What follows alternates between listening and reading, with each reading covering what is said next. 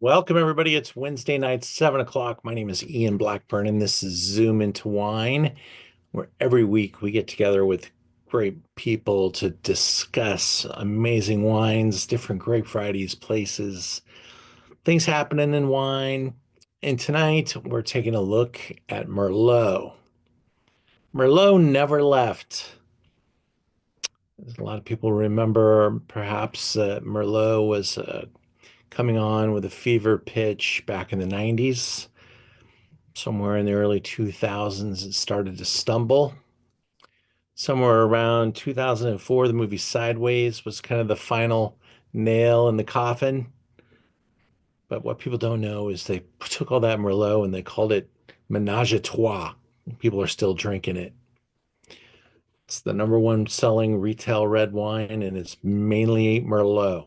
So, Merlot never left, whether you want to admit that or not. Merlot is delicious. And tonight we've got some brave and strong wine consumers joining me for a great Zoom. In fact, we pumped up this tasting to include 7 wines. So we sent those out to you. So let's begin. I'm going to get right into it to our slideshow on Merlot. We're going to learn a lot about Merlot tonight from different places. We're going all over the world. But Merlot is the name of the grape. It is a very important variety worldwide, planted in almost every country, and it takes on a unique role in each orchestra. In California, of course, we bottle it as Merlot. In Bordeaux, they bottle it as Bordeaux. And in Tuscany, it's a part of the Super Tuscans. In Chile, it's part of the well, they bottle it as Merlot down there as well, but there's also a lot of Bordeaux style blends. Good amount of it in Argentina. I'm sure there's healthy amounts of it throughout Australia, wherever they're making good Cabernet. They're typically blending a little bit of Merlot into the blend and vice versa. They'll add a little Cab to your Merlot, a little Merlot to your Cab. Um, it is a grape variety that can grow well in difficult places. It tends to ripen a little bit easier and a little bit more dependable than the thick-skinned, difficult Cabernet Sauvignon that will refuse to grow well unless it's in the most optimal spot. So let's jump right now into glass number one and get our first example going on.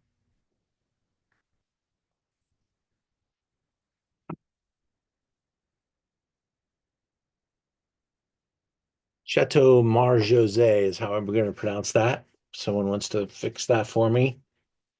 Happy to get a lesson in French, but I think it's Marjosse or Marjot.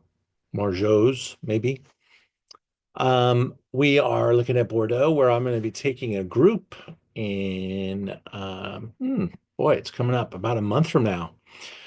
And uh, Bordeaux is just such an important zone to understand the impact on the wine marketplace. It is a huge producer in French wine of all price points, expensive and inexpensive. And there is so much value in Bordeaux. We're going to taste a couple of great ones today. But this is a little teeny chateau. Wouldn't be surprised if you hadn't heard of it before. Built in 1782, but it was bought by a guy named Pierre Lorton in 1991. And when I heard that, I was like, huh. The property is surrounded by 40 acres of vineyard, small tanks. Um, he knows how to make wine in the modern world and started to make some adjustments, but he likes what he saw. I thought it was a good investment. Very near Saint-Emilion, very near Pomerol. This is the right bank where the wines are dominated in Merlot. And believe it or not, the left bank's dominated with wines made from Merlot as well. just the very top of the food chain tends to focus more on Cabernet, but they make almost all their second, third, fourth wines with the base of Merlot. Um, Marjosse is is gonna, I think you're gonna be very happy with this wine. It's not the darkest, not the deepest, but it's really a balanced little wine made very well. 80, 10, 10. So Cabernet Sauvignon, Cabernet Franc kind of coming in to support this wine. It does say something about a small amount of Malbec, but didn't, maybe it was a vintage thing this year that didn't do it. I'm not sure. But here's a picture of Pierre Lotton, if he looks familiar to you. He is the wine maker for Château Yquem and the estate director for Cheval Blanc. And this is his property that we're tasting. Lisa Pretty Brown gave it 93 points. She used to be the wine editor for Robert Parker's Wine Advocate, and she started her own publication and is doing quite well. But here's a look in the vineyards, very on the outside of the Entre deux Mers is where this wine comes from. And typically with in Bordeaux, the vineyards are pretty flat, slight hillsides, give it a little bit of a lift and a little bit of a roll, but you're not talking about mountain vineyards here at all. 20 bucks. 20 bucks is our first wine. I'm calling it Chateau Marjosse, but it might be Marjosse, Marjosse. I am looking for an excuse to buy some more. I'd like to grab, I bet you we're into 2020 now from the importer, maybe even 21. Nice little roll of pretty decent vintages. But 19, it's nice to have a little bit of time on it. 6 years for a $20 bottle of wine. That's a good number.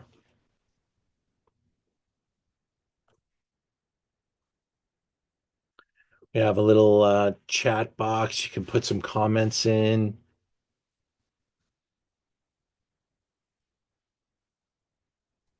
Oh, oh. Mm, nice little tart, kind of good balance between the tannins and some youthful fruit, soft, enjoyable. Be great with a little steak, a little filet. Really nice little effort there. I think you can even tell it's made from Merlot. It has this kind of really nice, ripe, rich, kind of cocoa, plum or cherry skin kind of characteristics. And but again, this one's, on the lighter price side of the fence, but really tasty and tough to beat. Tough to beat. 93 points at that price point. That's pretty tremendous. Hope you guys agree. Any comments or questions from anyone out there? Amy, great to have you on the Zoom. Tony, always wonderful to see you. Hi, Sandra. Hi, Lisa Tess. The Chapmans are with me tonight. Thank you so much. Cheryl Leach, great to see you as well. Michael, thank you. Let's go into wine number two because we got a lot to cover tonight. We got to keep the pace going. 7 wines.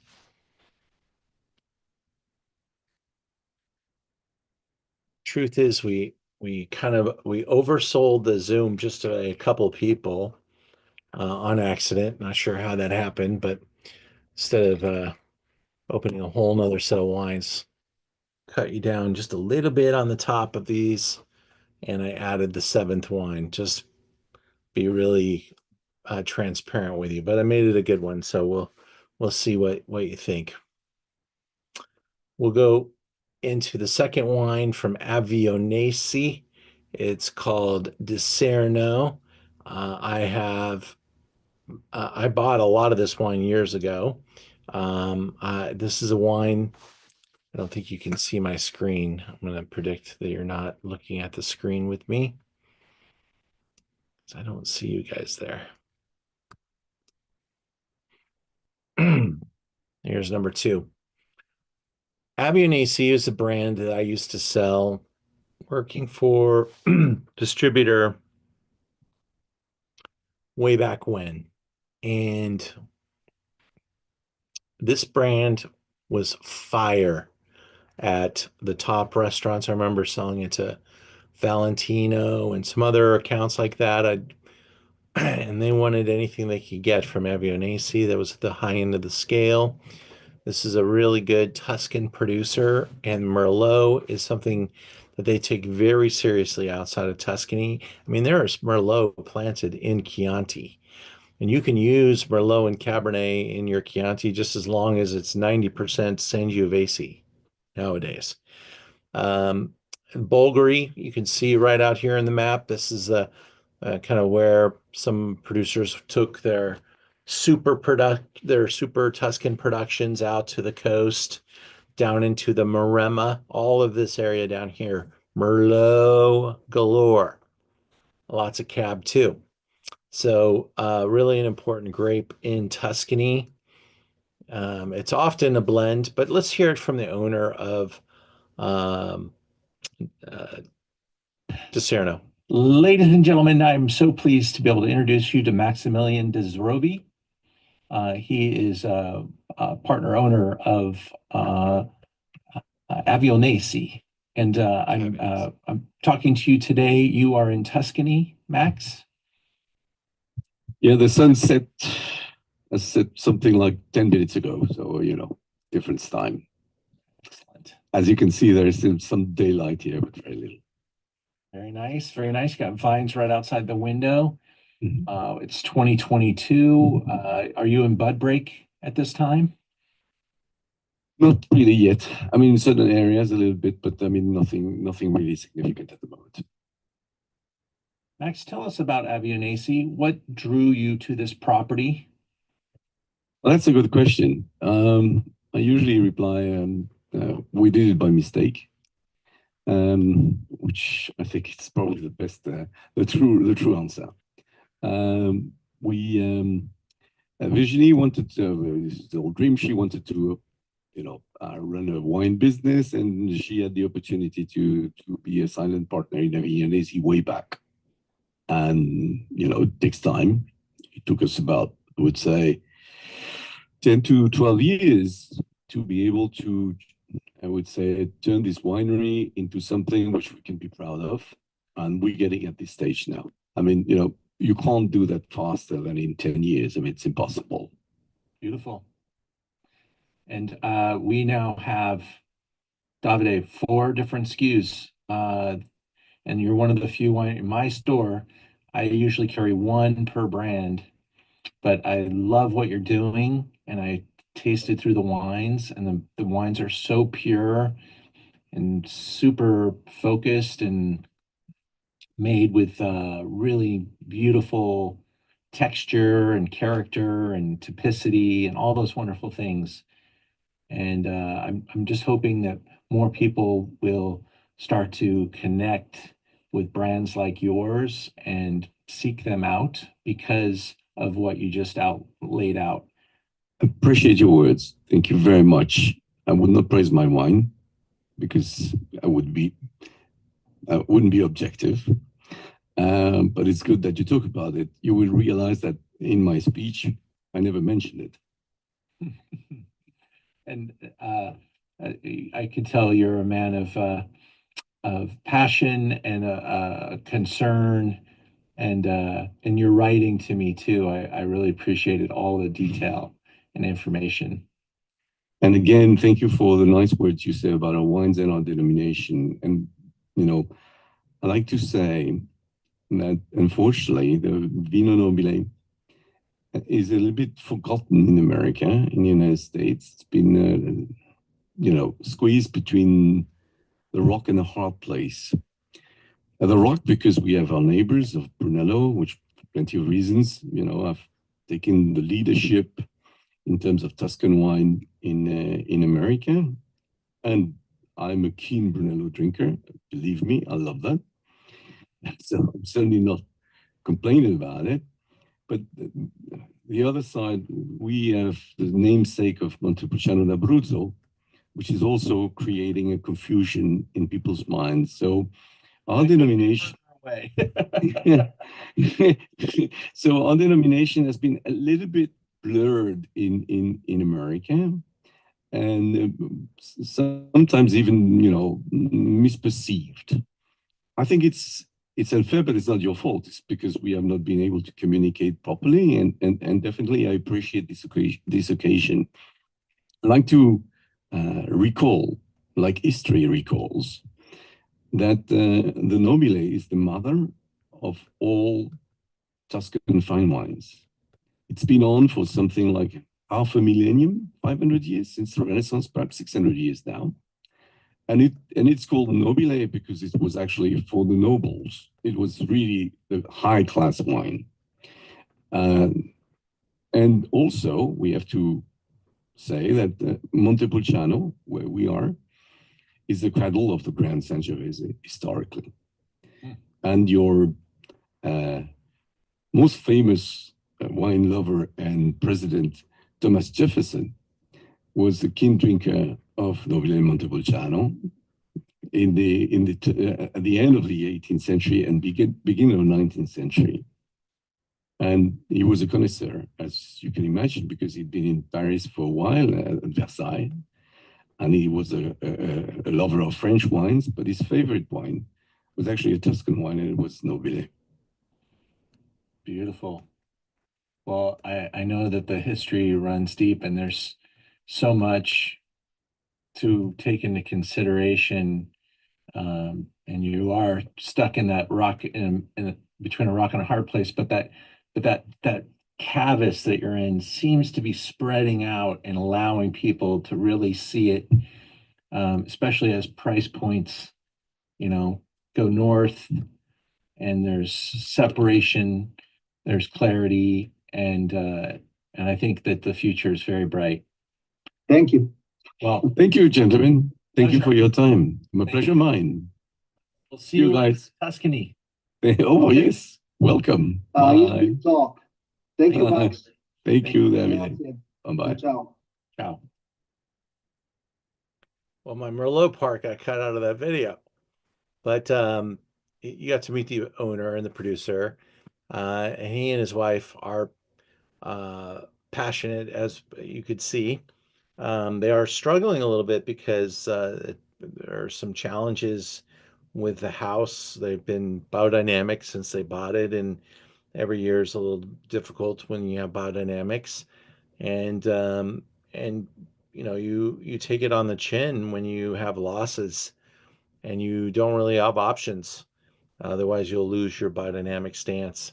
So they're fighting the fight, and I don't know if they're winning or losing financially, but they make some great wine, and I support them every year. In fact, right now I have both the Noble de Montepulciano and the Rosso de Montepulciano from the brand, and they're relative screaming bargains. They're like, I don't know, somewhere under $20 for the Rosso and under 25 for the Montepulciano di Abruzzo, or I'm sorry, the Vino Nobile de Montepulciano. But this is the Merlot, and it's from a single vineyard on their property, and it carries a higher price point. We also have 16 vintage here, so we've got 9+ years in the bottle. And it's, to me, the wine, I just tasted it, just is really in a beautiful spot. Texture, it's still Italian. You've got that incredible structure behind it, lots of acidity, but it keeps it so fresh, and it's just wonderfully stylish. Hard not to like that. And on the finish, you can almost see, taste, feel how close to the Chianti zone they are here, because it's just reverberating. Those tannins are just rocking your teeth. And that is an amazing thing. All right, we're going to continue on. I'm going to get out of that slide and go to our next producer. Or let me finish the slideshow here just so you can see a couple more things about Avignonesi.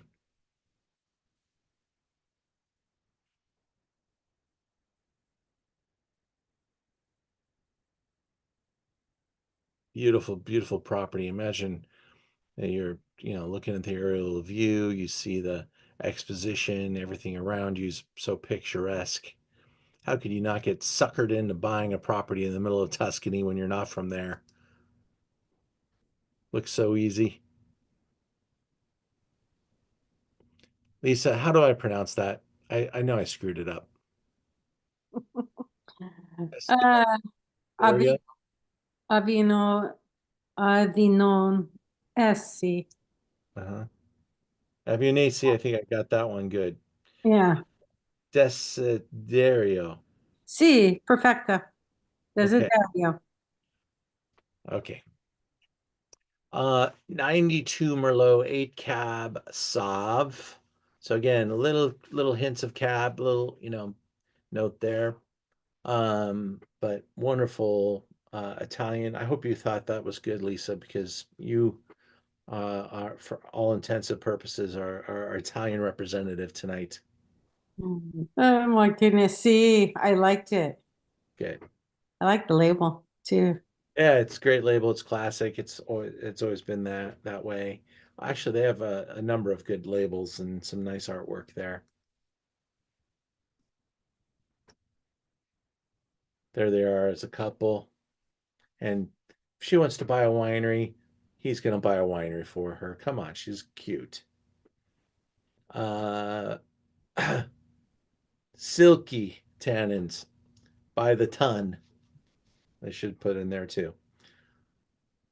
Beautiful property, just like you would, look at the manicured uh, garden and stuff.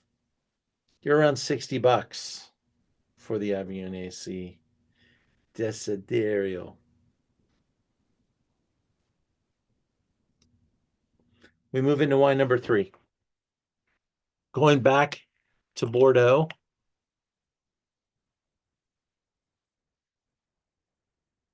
Staying on the right bank, but just a little different spot in the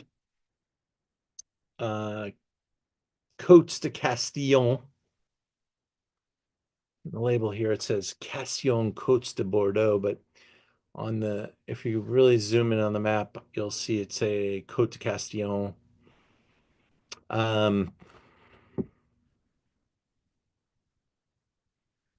Got a vineyard guy who owns the property, 30 acres, not huge, but large enough. Right bank, but right up on top of Pomerol.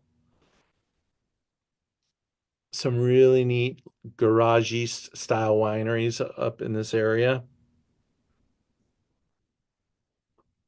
75 Merlot, 20 Cab Franc, and 5 Cab Sauv.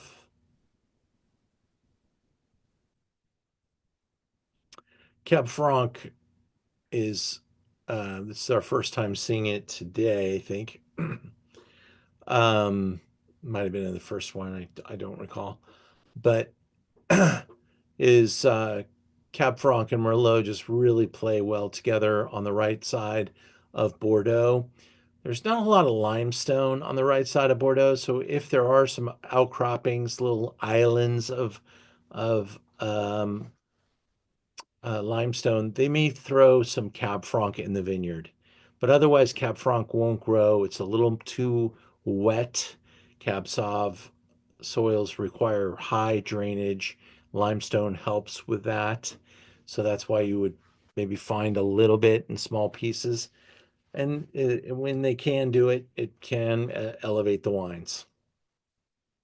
Here's our winemaker owner. This is 94 points. It's just a couple bucks more than the first Bordeaux that we had, but beautiful treatment here in the vineyards. 36.95. First one was 19.95, so almost double, I guess. But kind of right in between this and the Italian. This is kind of like I was talking about this today, for the store.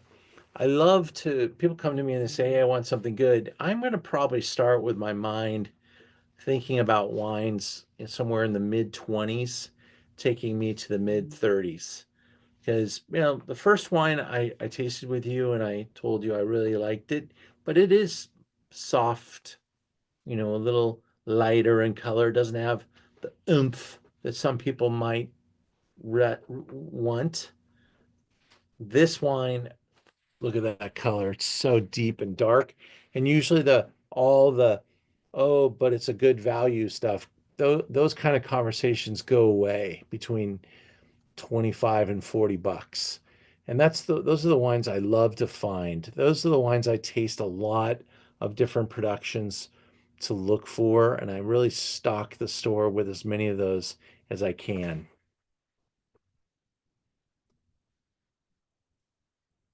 Let's get you into, oh, you know what? There's not much on this producer because it is so small. So I didn't go too much into detail, but let's taste it together. Let's see what the review said too. I just want to kind of recap that. And there's quite a few big scores. Look at that. 94 points from Suckling, Parker, and Vineyards. So pretty universal there.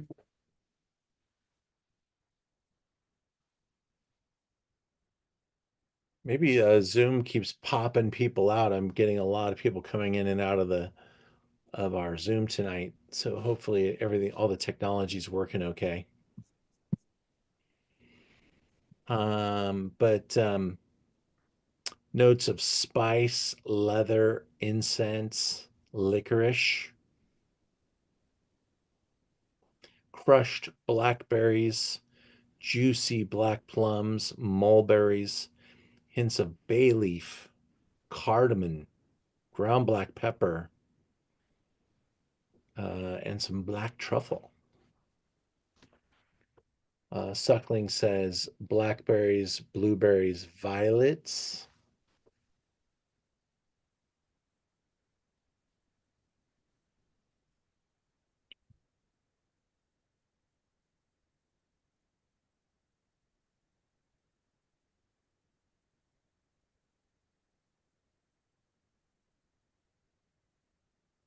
Super ripe bank, just wonderful, softer, darker, more dense, fleshy.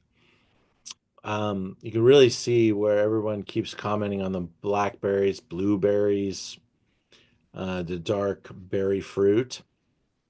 Definitely. Um, I like that little lift that you get with the little bit of the spices that, I think someone said bay leaf. I can really get that. Cardamom. Been doing some serious cooking. My parents are in town, so I've been cooking up a couple of feasts this week. Yeah, really good, really good. Long, persistent finish too. Still tasting it. Really like this wine. I don't have a ton of it down inside of 11 bottles now. It's going pretty quick. It's a younger 2020. I'm glad to see it's moving through. I think a few of you will grab some tonight because that's tasting great. Hey, Ian, which number is this? I just got my wine, just got delivered, so I'm Oh, right, Tom. I Sorry. decided to join you. Thank you. I'm glad. Yeah, glad to Yeah, be here. we're moving pretty quick because as you'll see, we added a seventh wine tonight. I see that. That's awesome. So yeah, grab a couple other glasses. If you want to start with this one, it's number 3. Number 3, be right there. Okay. Awesome.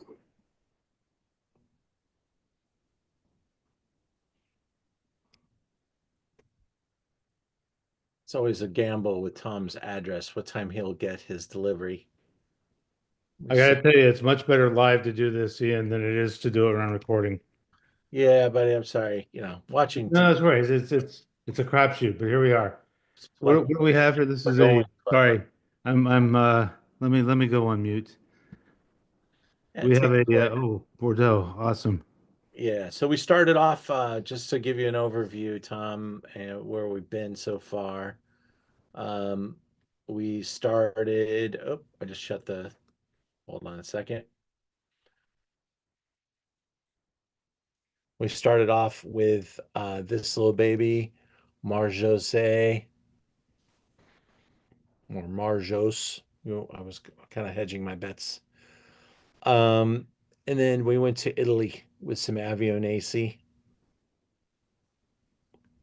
And then, as we discussed, wine number 3, Montlandrie. And this is like part of a number of different really good ripe bank finds. They're smaller. This is 30 acres. It sounds like a lot of wine, but between England and America, we probably drink it all pretty fast. And especially, it's one of those overachievers, always 94, 95, 96 points.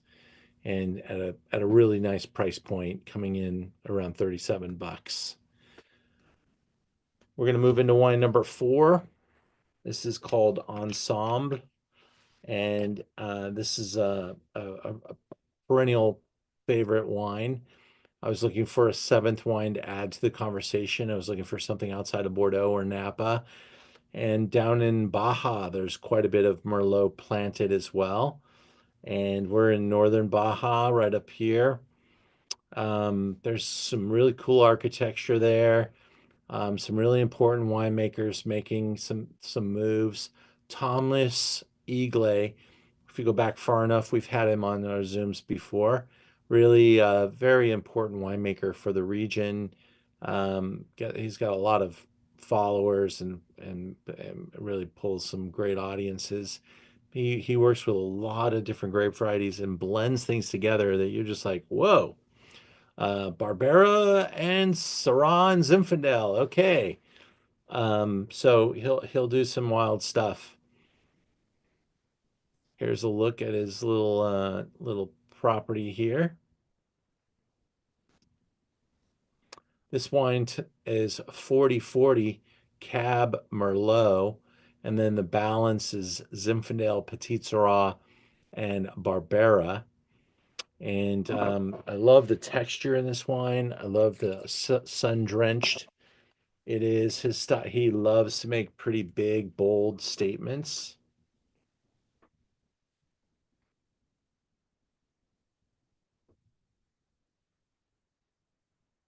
Kind of plays with that fruit, baked fruit. The Petit Syrah here is, I think it's thumping the bass note on this wine. It's got kind of that sour cherry in the nose and a lot of different spices. Some really neat integration. This wine is vintage 2021.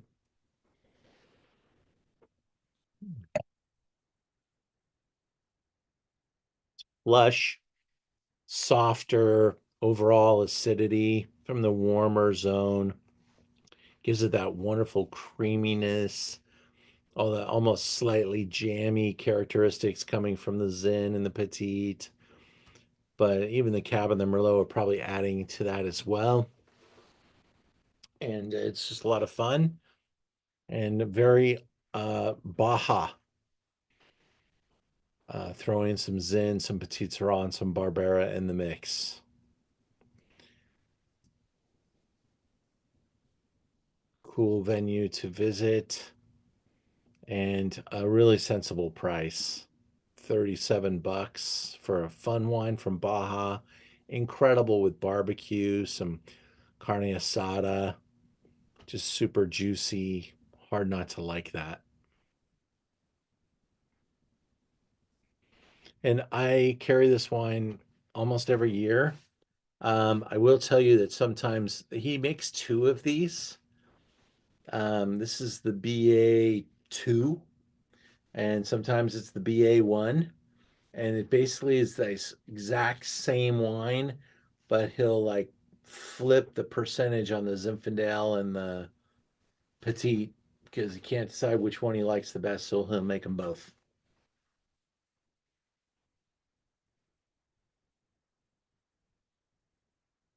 I don't want to rush us too fast. I think we're doing pretty well on time, but I always aim to end around an hour. We still have three more wines to taste, so I'm going to move into wine number 5. And this is where we get into the Napa, guys. Our first wine is a 2017 Merlot. Now, I don't want to be blind and not admit that selling Merlot as a standalone variety has been a challenge. But Merlot and Cab have definitely gone in separate directions as far as pricing.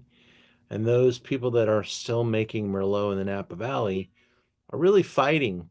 The economics are probably on their side now because you can make a hell of a good, almost cab alternative for a fraction of the price. So let's check out what Peter Franus is doing in 2017. Got this wine at a really nice price point. He's using fruit from different sources, calling it Napa Valley. Farms 1,000 acres of vineyard.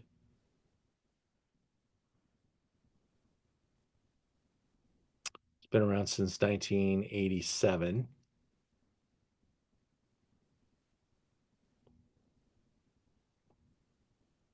That's pretty awesome looking. This is 100% Merlot. Cherry, plum, thyme, some sweet oak notes. 1,000 acres is a lot. A lot. Little Cab Franc, little Cab Sauv. Also grown on the property, but as the note said, this was 100% Merlot in this particular vintage.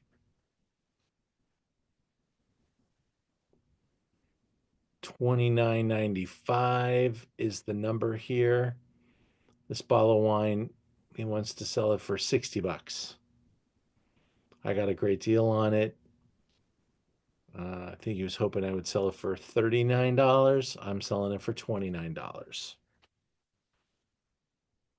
take a look at it. In fact, it's $28.95 tonight.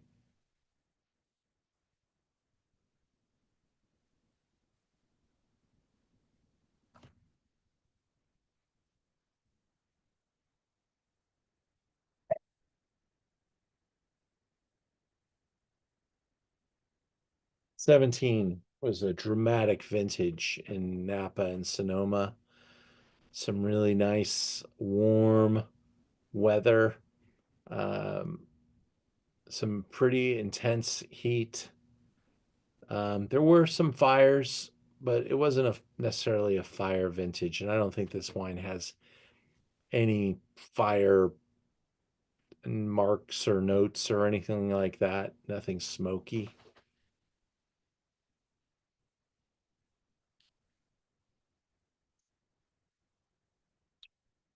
It's big though.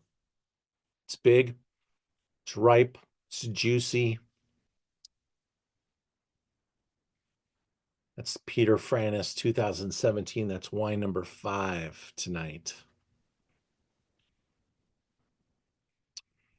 Not a lot of, you remember back when we tasted number 2 and you could feel that spine of acidity? That's really not here. You know you're not in Italy anymore. And in Napa Valley, they're getting it pretty ripe here, probably a point or two higher in alcohol, and makes this style. For some, this is exactly what they're looking for.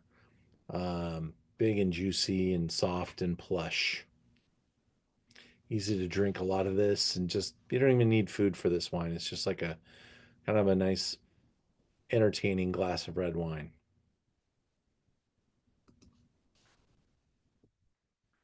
We'll move into our next wine, number 6. But before we get there, I do want to let you know that I personally am moving. I think next week we were supposed to have the Tuscany Zoom. And so next Wednesday is the big move date. And instead of me trying to slam it together and make it happen, I thought it was just best to move it out a couple of weeks. Hopefully, I don't disturb anybody's schedule there. But we'll put it on the 12th. It's the same lineup, same price point, everything. If you can move with us, great. If you can't, you can get a credit or you get your money back. But it just made better sense to move it out. We have a really built out calendar now. If you look at Zoom into Wine, you'll see Zooms all the way into July. And here is a look at March and April. On the 5th, this Gruner Veltliner versus Riesling tasting. These are dry wines, by the way. Um, there's nothing sweet in the lineup on Gruner Veltliner versus Riesling night. It's going to be big, powerful, beautiful hillside wines from Austria and Germany, and really a spectacular showcase of the who's who. This is like the top wines. I think the bottle kit for this is over $500 if I remember correctly. It's a really top end flight. So check it out. I am going to sell that out at 11 people, and be very happy because these wines, these $100 bottles of Gruner Veltliner aren't exactly what everybody wants to taste. It's exactly what I want to taste, but I like to be able to taste them, and I don't have to buy the whole bottle to do so. So come and join me, and we'll get lost in that night. I promise you something sensational. Top wines of Tuscany, as I said, we moved it out to the 12th. Then we've got the Rhone Classics, really great wines from all over the Rhone. We'll take a couple of weeks and travel to Bordeaux, and then when I come back, we'll taste some wines of Portugal with my friend who is Portuguese, and she's going to take us through some of the greatest hits of her portfolio and some of the best-selling wines at our website. We've got some great successes with her, so she's really fantastic. You'll love her. April 16th, I'll be able to recant some of my Bordeaux trip, layer it into the conversation as we explore some different price points in Bordeaux, and really exceptional wines are included there. April 30th, top wines of Napa and Sonoma. A lot of interviews on this particular effort. Top wines, Napa and Sonoma, will be very interview driven. We'll taste 2 wines from 3 different producers, and I think you'll enjoy maybe it's 4 different producers, but really top wines from Napa and Sonoma.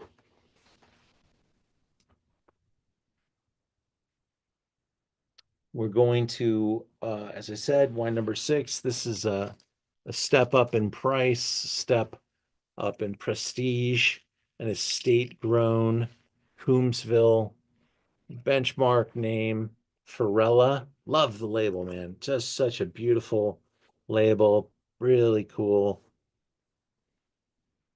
Lots of top producers make a Farella vineyard wine, like Realm and others. We're in Coombsville. This is not the most famous appellation, but man, if you look closely at all the cool kids in winemaking in Napa Valley, this is where they're going because it's closer to the ocean, a little closer to Carneros there. Still can grow some wonderfully ripe Cabernet, but not necessarily making it blousy and creamy and all that stuff. You still got tons of stony minerality coming out of Coombsville. So that's what is the attraction to that. It's and a lot of the winemakers I'm talking about happen to be French. So guys like Philippe Melka, um, and a lot of his proteges. Tom Farella, second generation. Um, I've had him at some past tastings long ago. It's been a while, but these wines have always been really good, really well received. It is 100% Merlot.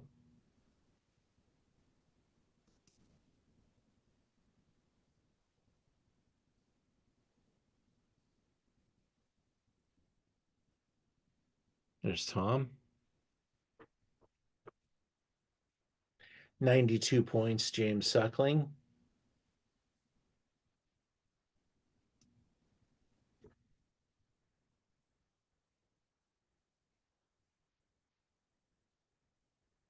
$50.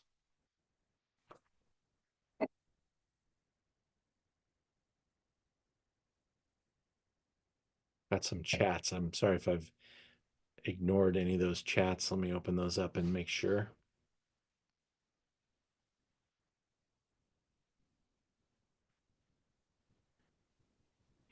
Stephanie, I'm glad that new date works for you for Tuscany. That's great. Lisa, which wine were you referring to? Well, it could be either of these. It's just 100% Merlots. Yeah, I mean, Napa Valley Merlot at this price point, I think it's, safe. 5 to 10 years is probably when it starts to drink really well. The first one that we had from Napa Valley was a 2017, so maybe you've only got a couple more years to go on that one. This one is vintage 17 as well.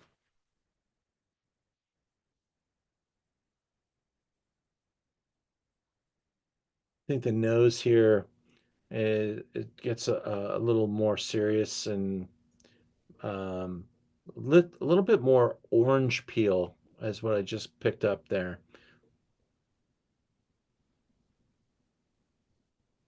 That's a very Merlot thing, especially from like Carneros and the cooler zones. Gonna get some of that, and I love smelling that orange peel. It's kind of like you're having like an old fashioned, and you maybe scorch an orange peel. That's kind of what I'm smelling.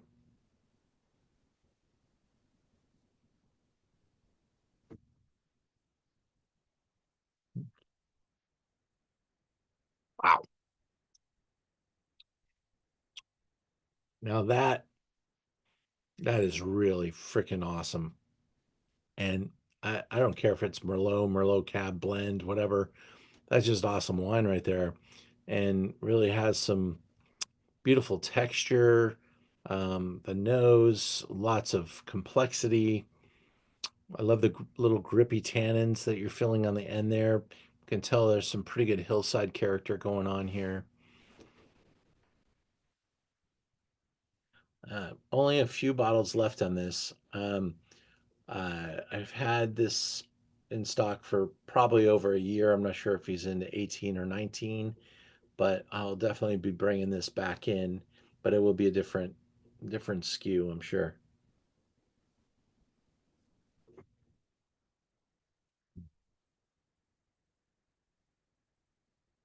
You drinking Merlot and drinking Cab, there's there's so many similarities, so many common touch points. I go out to restaurants now, and it's not every day that you want to throw down for a massive, expensive bottle of wine, and Merlot just over delivers for the price. If this was Cabernet with this type of character, easily $125. And I went recently to the Royal Chop House in Pasadena, was able to buy a fantastic bottle of Merlot on the list for like on the list for $75. And I looked at the wines by the glass and they were all like 20 24 20 to $25. And I knew I was gonna at least have, my wife and I were at least gonna have a glass each. So, why not buy a really nice Merlot and get your money's worth? So I just think it's a really good value proposition. Hope you like that as much as I did. And I remember tasting this on Monday, and I was just like, this is off the charts. In fact, it might not even be fair to taste anything around this wine. It's so good. Wine number 7, Robert Foley. This is just a benchmark hillside producer uh, up on some super steep slopes.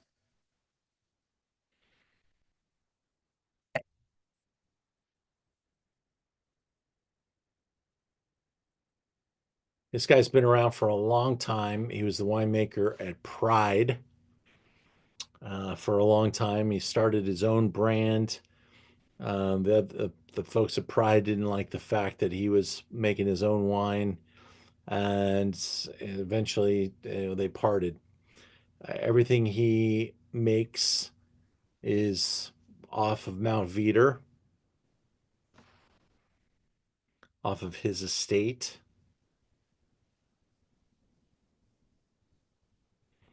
Yeah, his resume includes Heights, Markham, and Pride. And he was the winemaker there when they were all at the top of their games. Been around since 1977.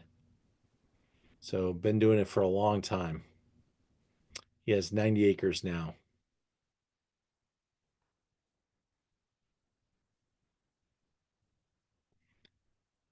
100% Merlot. I think I remember back in that era, he might have even been the winemaker at another couple other famous Merlot houses. But back in around the year 2000, his Merlots were so hard to get. And everywhere he made wine, the wines were all selling out at top dollar and reselling for quite a bit more. Things have changed a lot.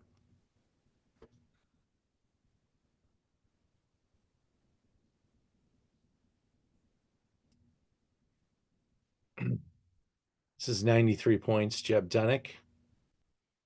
Again, this has got that mountain fruit, his styling. He's got these beautiful caves. If you ever want to go to Robert Foley, get you introduced there. Super generous guy, loves talking to wine people. He's often at the property. $60.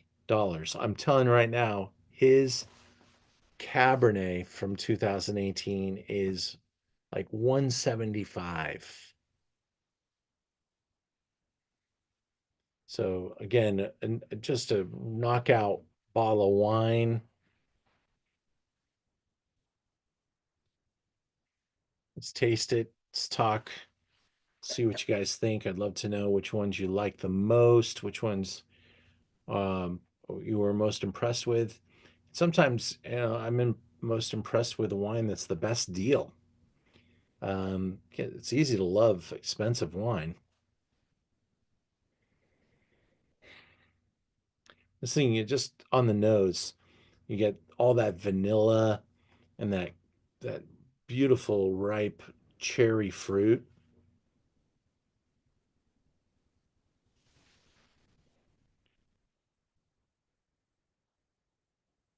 Mm, that is so lush. Delicious.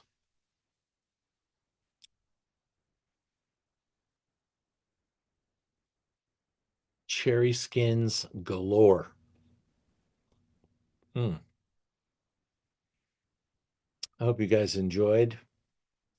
Tell me what your thoughts are there. Tom, how about you?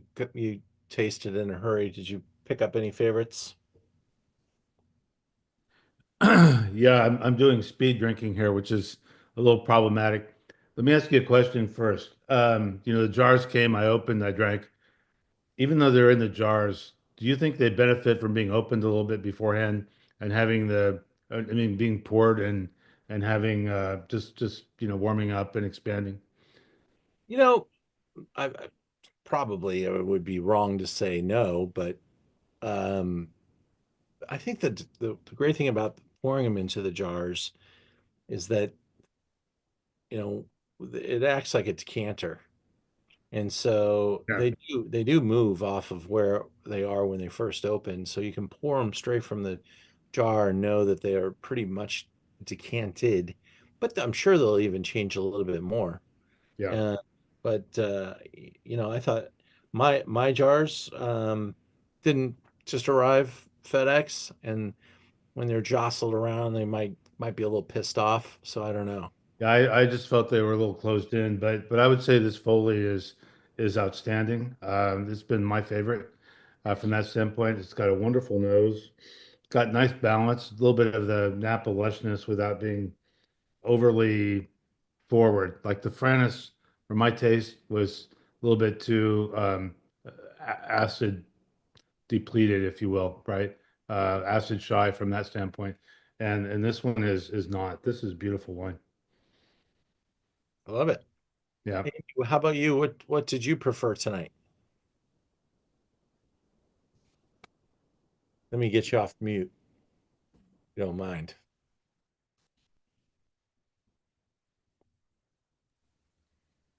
That Can't hear. Avignonesi was the standout for me. I really, really loved that. Ah, cool. Tony, you looking lovely. How you doing? I'm gonna get you unmuted.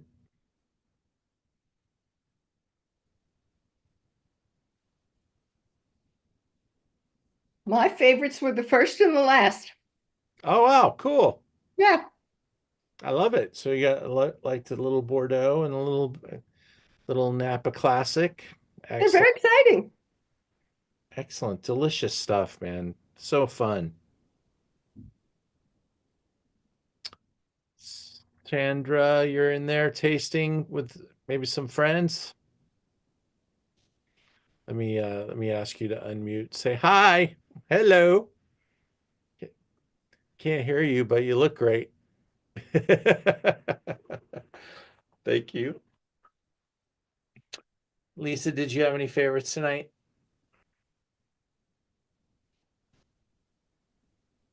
I did like the last and I did like the one. I like Tuscany. I like wines from Tuscany, you know. I was playing into your hand there. Oh. Stephanie, how about you? Like 2, 3, and the last one. We liked them all, but those were our favorites. Cool. Cheryl, are you in there? Can't see your face. Maybe Crystal. I liked 6 and 7. Those were my favorites. Outstanding. One more on the Napa side of the fence. Yes. All right. Well, that's what I love about wine. It's on this weekend we had the champagne tasting, and it had about 15 people in the room, and we were tasting 3 wines, and we had 5 flights of 3 on 3 different occasions. I'd ask who liked wine number 1, who liked wine number 2, and who liked wine number 3, and it was 5, 5, and 5. And that's my favorite thing to have happen, because you see everybody enjoying and different reasons, different people like different things. And I was so happy when I saw when one wine takes it all, it's like, ugh. I guess the rest of the wines didn't really make it, but it's fun when they all kind of make people happy, and I think that's what's wonderful about wine, and wonderful about living in California, because we get to drink anything we want here. When you go to Italy, you're going to be drinking Italian. Argentina, you're going to be drinking Argentine. But I do hope you guys will think about traveling with me. I've got a trip to Greece coming up for sale soon, and we've kind of built the itinerary. We're going to start in, and here's the problem. We haven't been able to release it yet because you may have heard that there was an earthquake. And our starting point is Santorini. Oh, We are waiting for some things to, make sure that that's still a good idea. And if not, we'll make some adjustments. But I've never been to Santorini. I've always wanted to go there. So we're going to go Santorini, and then we're going to boat from Santorini to Crete and explore Crete, and then get into Athens and visit some of the areas around Athens, but staying in Athens. And so we'll be able to kind of go back and forth out of Athens to a few, and we'll see some historical spots, as much history and stuff like that. But really good excuse to get to Greece. So much for the money there that we're able to extend a trip that's usually 6-7 days. It's gonna be more like 9, and for the same price. So you get a little bit more for your money there. Then we're going to be going to Spain in November. What I tell people is Thanksgiving, have dinner with your family, have leftovers the next day. Then on Saturday, get in a plane and meet me in Spain. We're going to start in San Sebastian, and we're going to do the tapa thing and walk around and visit some wineries up there. They make some great wines called chocolinas. And then we'll head down into Ribera del Duero and Rioja, and take our time crossing through those zones before we end up in Madrid. And if you want to extend with me into Barcelona, then we'll do Pendes and Priorat as well. So that's our 2025 travel calendar. I am looking for some sunshine for potentially doing a Napa trip, which we haven't done in a long time. And I'm thinking about doing it for New Year's Eve, at the end of the year. And of course, we'll have the option on New Year's Eve to eat and New Year's Eve proper. I got to say this, I'm almost shell shocked to tell you, I did this Napa trip with a New Year's Eve package. We finish the trip at the French Laundry. mm, And I said New Year's in Napa. That was the name of the trip. So, and we had a nice group going to Napa, but we didn't sell out the table at French Laundry. So I opened up for people to just come for a New Year's dinner at French Laundry. And they showed up. They thought they were going to show up on New Year's Day, not New Year's Eve. And so French Laundry's closed on New Year's Day, and they're closed for like a month out. So I said, you're gonna have to send somebody else. I'll get you a table here tomorrow, but you better get somebody here tonight because there's no tomorrow. And so they called their friends in Napa, and they drove over and had dinner with us. But we're gonna explore that New Year's time period between Christmas and New Year's, and in Napa Valley is what I'm thinking. And then maybe a little day trip or something up to Santa Barbara. A lot of people asking me to do that again. We used to do what's called Wine on the 101, and would just take a little day trip up there. I might even make it even a little bit more train oriented, get people to meet me in Santa Barbara. So those are some of the things we're working on. We've got a ton of dinners and some news. I told you I'm moving back into a larger space where I can have a classroom in the arts district. So we'll be able to really expand the number of different offerings that we have and really crack back into some deeper education. We're going to be partnering up with WSET and offering some WSET programs very, very soon. And that's coming to you in the next probably 30 days. We'll have that announced. So I'm excited about that too. I hope everyone's doing well, and thank you very much. We are 1 month away from Dodger baseball. I'm so excited. Love you guys. Thank you. thank you. Take care.